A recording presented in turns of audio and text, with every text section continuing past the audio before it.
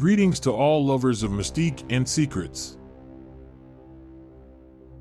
Although this island looks harmless, it is considered the most dangerous place in the world. At first glance, it is no different from other Andaman Islands in the Bay of Bengal. But what is that protrusion off its shores? And what does this island hide? Today, I will tell you about the only tribe that leads a primitive way of life and is almost impossible to contact. How did it happen that the Sentinelese remain isolated for so long? After all, people have settled in all corners of the world for a long time. Although the Aborigines have not left North Sentinel Island for many thousands of years, they are considered descendants of one of the first groups of people who left Africa. As we know, European colonization of other parts of the world ended badly for indigenous peoples, but fortunately for the Sentinelese, their island was not colonized, and they had little contact with the rest of the world. Although there were a few attempts. According to scientists, the Sentinelese were among the first to leave Africa and settled on the island 60,000 years ago. The Onge, another indigenous people living in the Andaman Islands, know about them. Little is known about the Sentinelese, but apparently their culture is similar to that of the Onge. However, when the British brought some Onge to Sentinel Island in the 19th century, the Aborigines could not communicate because their languages turned out to be completely different.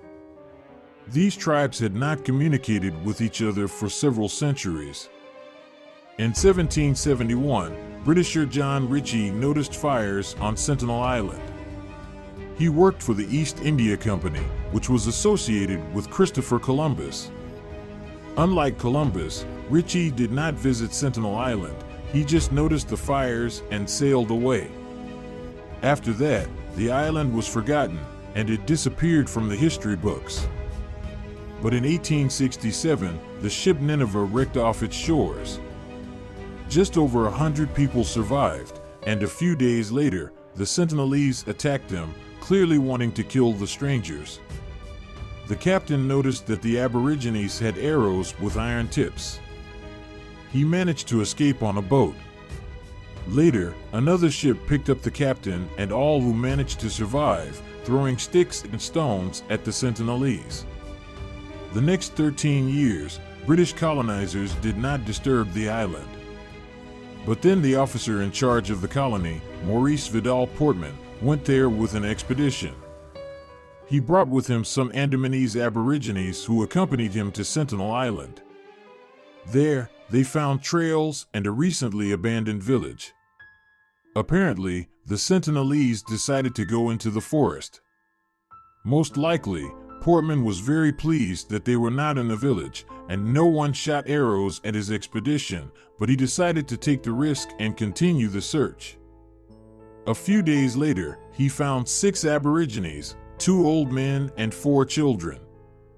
Portman decided that the best way to get acquainted was to kidnap the islanders.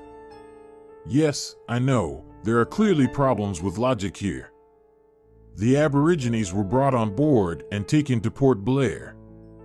Soon, they fell seriously ill, probably because their isolated tribe had not been exposed to microbes from the outside world for almost 60,000 years. The old men died, and the children were quickly returned to the island with a bunch of gifts. Apparently, Portman decided that these gifts could compensate for the abduction and death of 2 people. Moreover, he felt no remorse for his actions and even insulted the Sentinelese. Portman claimed that they had a stupid expression on their faces and behaved foolishly. He visited Sentinel Island several more times. He was lucky to survive, considering how he behaved and how the Sentinelese dislike strangers. However, he later changed his opinion because a few years later he said that the interaction of the islanders with outsiders had only brought harm to them. After that, the island was forgotten again.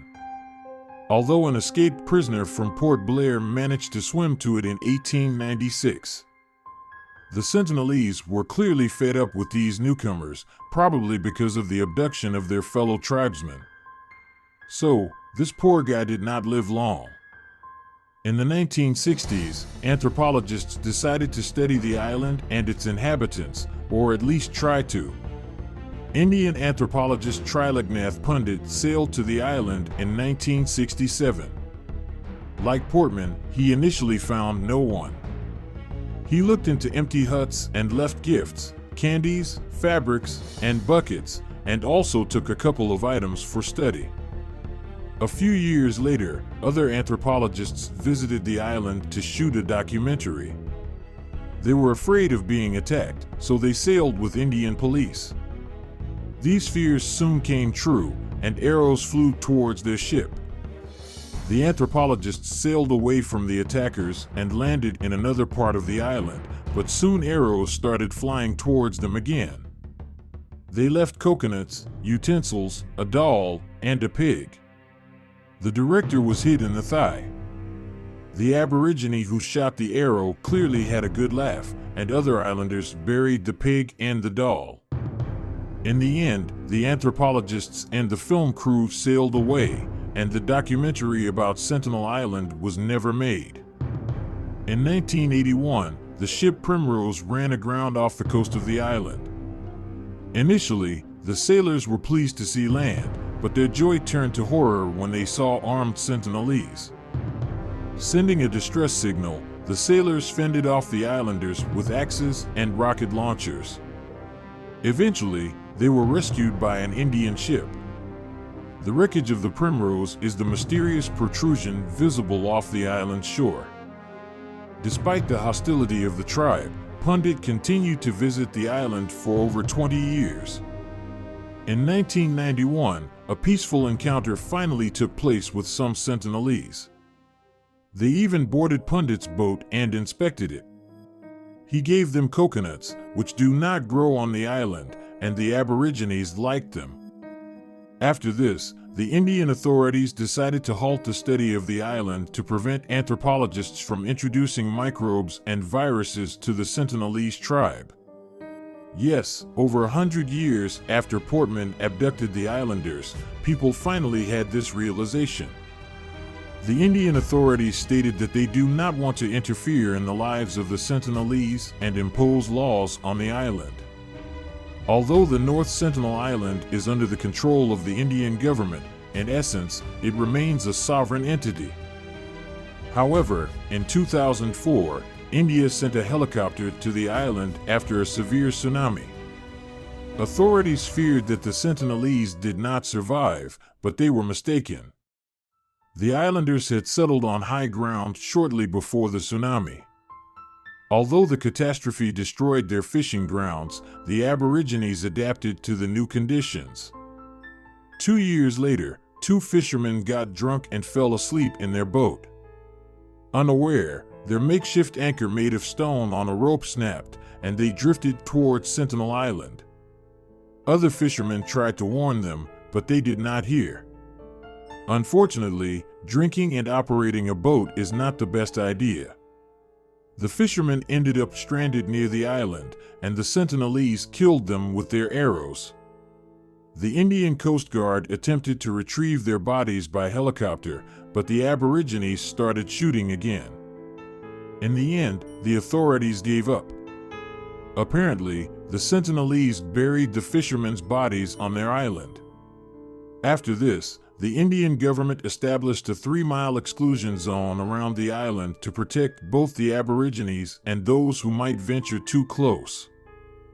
Due to their isolation and hostility, little is known about the Sentinelese.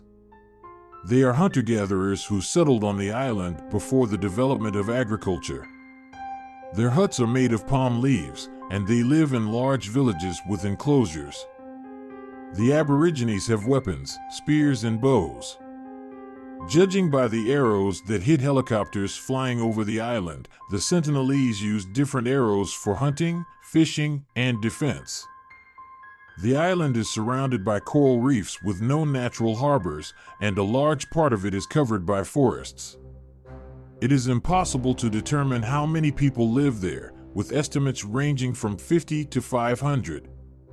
Despite the exclusion zone around the island, the modern world still poses a threat to the Sentinelese. In the Andaman Islands, tourists are promised to be shown the oldest tribes on these islands. Some exploit the Jarawa, another tribe from the Andaman Islands. One resort even started building new structures very close to the Jarawa Reserve.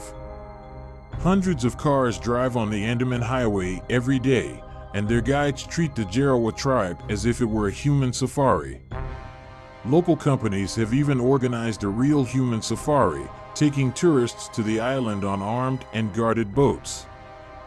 Because of this, activists began demanding protection for the indigenous peoples of the islands. They were also concerned about Sentinel Island. Survival International, an organization that protects the rights of indigenous peoples, is trying to ban human safaris in the Andaman Islands and protect both the Jarawa and the Sentinelese. Miriam Ross, a representative of the organization, expressed her opinion on the issue. "We constantly emphasize that there should be no attempts to contact the Sentinelese and urge the authorities of the Andaman Islands to put an end to poaching around the island, which has already led to the death of 2 fishermen in 2006. She added that the Sentinelese should be left alone because interference could turn into a catastrophe for both sides. Although contacting the tribe is dangerous, people still want to learn more about them. Perhaps, by studying such an isolated tribe, we could better understand the history of humanity. But since visiting the island is not allowed, the main information is obtained through observation from helicopters. However, they disturb the Sentinelese, and they respond by shooting arrows.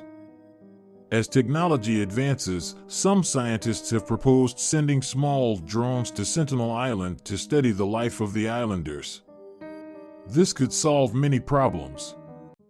But it raises another ethical issue, as it would violate the privacy and integrity of the tribe.